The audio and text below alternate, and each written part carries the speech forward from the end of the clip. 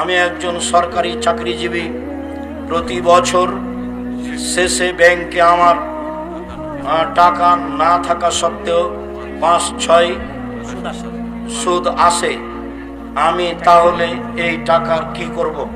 যা আসে তার নিয়ে ছেলে মেয়েকে বলে রাখতে হবে, অসহায় পুরুষ নারীকে দিয়ে দিতে হবে। খাওয়া হারাম।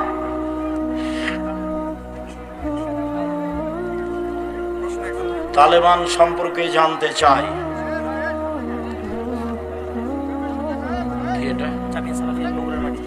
বগুড়ার মাটিতে জামিয়া সালাফের প্রতিষ্ঠান করার কোনো পরিকল্পনা আছে? এখানে পাশে কোথায় একটা জমি এক লোক দান করেছে, ইনশাল্লাহ সেখানে এই বছরই শুরু হবে বলে ভাবছি, দেখি কখন শুরু হয় ইনশাল্লাহ। আমরা পরিবারের অমতে প্রেম করে বিবাহ করি। বিয়ের 3 বছর পর আমাদের পরিবার মেনে নেই। আমরা পরবর্তীতে আর বিবাহ করি নাই। তোমার আব্বার উচিত 2 জন সাক্ষী নিয়ে পুনরায় বিবাহ পড়ানো।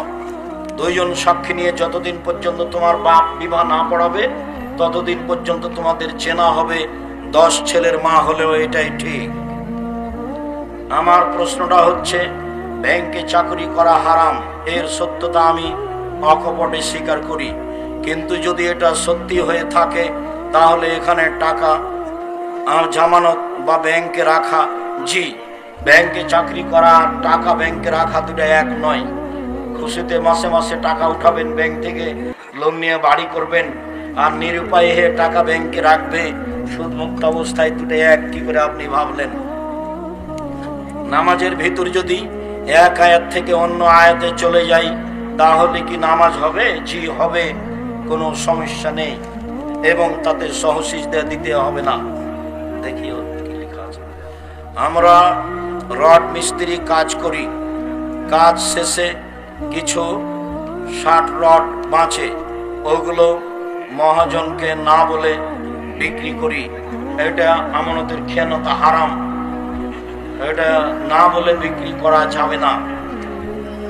হারাম টাকা হালাল কোনো ব্যবসায় বিনিয়োগ করলে সেখান থেকে উপার্জিত। হারাম টাকা হালাল কোনো ব্যবসায়, জি না, হারাম টাকা দিয়ে হালাল ব্যবসা করা যায় না। হারাম টাকা দিয়ে হালাল ব্যবসা করা যাবে না। স্বামী মারা গেলে স্ত্রী নাকফুল পরতে পাবে না, এটা হিন্দুদের নীতি। স্ত্রীর ওই সময়ে নাকে কানে পরনে যা আছে তাই থাকবে, খুলতে পাবে না। নতুন পরতে পাবে না 4 মাস 10 দিন। নতুন পরতে পাবে না 4 মাস 10 দিন, খুলে দিতে হবে, হিন্দুদের নীতি। ছোট বাচ্চাদের কালো টিপ পরানো যাবে কি? কোনো রহস্য থাকলে শিরক হবে। রহস্য যদি না থাকে, দেখতে ভালো লাগে, তাহলে কালো টিপ দেওয়া যায়। নামাজ ছেলে মেয়ে আলাদা কি না? জি না, ছেলে মেয়ের নামাজে কোনো পার্থক্য নেই, একেবারেই পার্থক্য নেই। এতটুক যে মেয়ে এমাম হলে লাইনেই থাকবে, মহিলা মানুষ এমামে ভুল হলে হাতের উপরে তালি মেরে ভুল সংশোধন করবে। সলাতের নিয়ম কানুনে পুরুষ নারীর কোনো পার্থক্য নেই।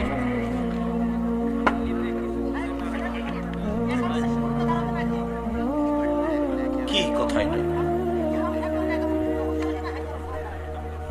রেখামান যখন শুরু হবে তখন থেকে দাঁড়ানো শুরু করবে। আমার বাড়ি খেতলাল, জয়পুরহাট।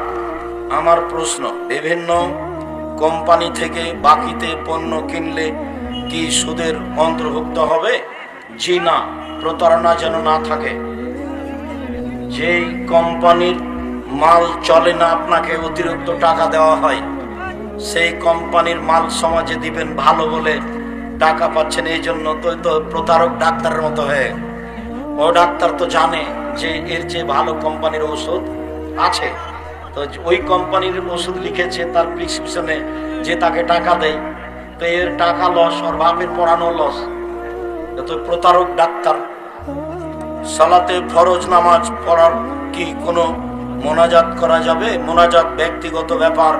সালাতের পরে সবাই মিলে হাত তুলে দোয়া করলে গুনাহ হবে, যা বিদআত। আজও বগুড়াতে এসব কিছু আছে, আমাকে তো অবাক লাগছে। আজও কি বগুড়ায় এমন কোন পাড়া আছে যেখানে নামাজের পরে হাত তুলে দেওয়া হয়? তাহলে কি তারা খাঁটি বেদাতি? ওদের এইদিকে উত্তরবঙ্গে না থেকে ওদের বাড়ি করতে হবে এখনো চট্টগ্রাম খাগড়াছড়িতে। না, এরা হলো খাঁটি বেদাতি। খাঁটি বেদাতি উত্তরবঙ্গে থাকবে কি করে? যারা খাঁটি বেদাত করে, যারা খাঁটি শিরক করে, তাদেরকে দক্ষিণবঙ্গে যেতে হবে। বিবাহ করার জন্য কি কি গুণ লাগবে? বিবাহ করার জন্য কি গুণ লাগবে? তুমি ভালো পরহেজগার মেয়ে দেখে বিবাহ করবা, পড়াশোনা করে মানুষ হওয়ার চেষ্টা করবে। তাহাজ্জুদ সালাত 2 মাস পড়বো আর 1 মাস ছাড়বো না, এই নীতি নাজায়েজ। পড়তেই হবে কম হলেও। ওই পুস্তক আমার হাতের বামে রয়েছে। পায়খানায় বা গোসলখানায় সালাম বা আজানের উত্তর বা দোয়াগুলি পড়া যাবে কি? যে টয়লেটে পায়খানায় বসে গিয়ে যদি মনে পড়ে যে আমি দোয়া পড়িনি, তাহলে পড়তে পারবেন বিসমিল্লাহ আল্লাহুম্মা ইন্নী আউযু বিকা মিনাল খুবুসি ওয়াল খাবাইস। বসার পর থেকে নিয়ে গোফরা নাকা পর্যন্ত কিছু বলা যাবে না। উঠে ওই টয়লেটে বিসমিল্লাহ বলে ওযু শুরু করতে পারবেন। উঠে ওই টয়লেটেই ওযু শেষে দোয়া পড়তে পারবেন, আশহাদু আল্লা ইলাহা ইল্লাল্লাহ। মোবাইলে কল দিলে গান বাজে। ঝগড়া করে স্ত্রীকে 3 তালাক বলেছি, এক বৈঠকে 1000 তালাক বললে 1 তালাকই হবে।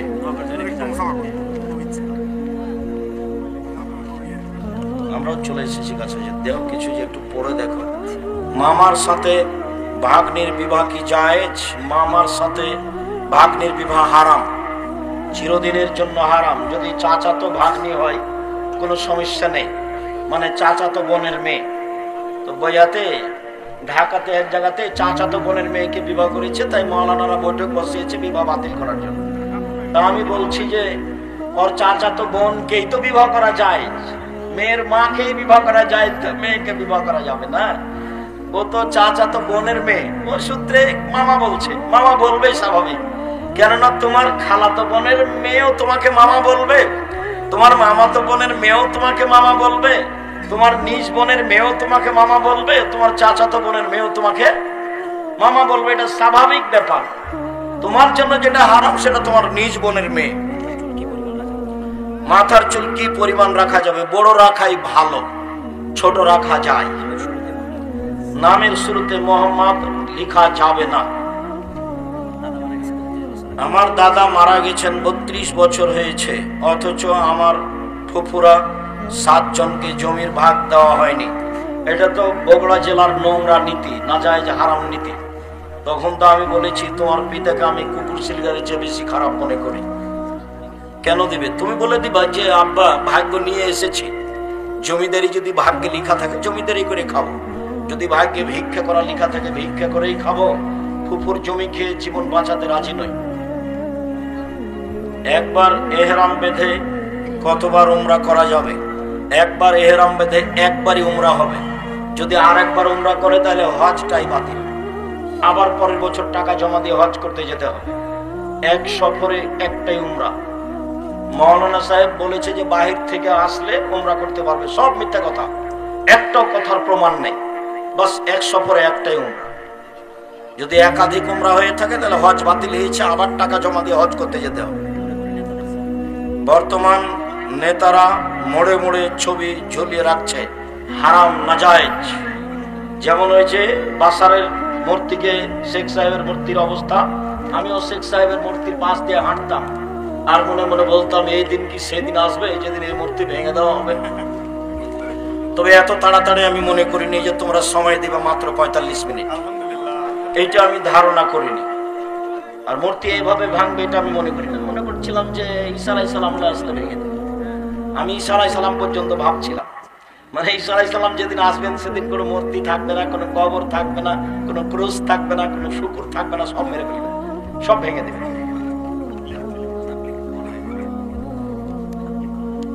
তাবলীগ করা যাবে না যাবে? তাবলীগের প্রচার মাধ্যম প্রায় 60% মিথ্যা। তাবলীগ তো জরুরি, তবে মিথ্যাটা জায়েজ না।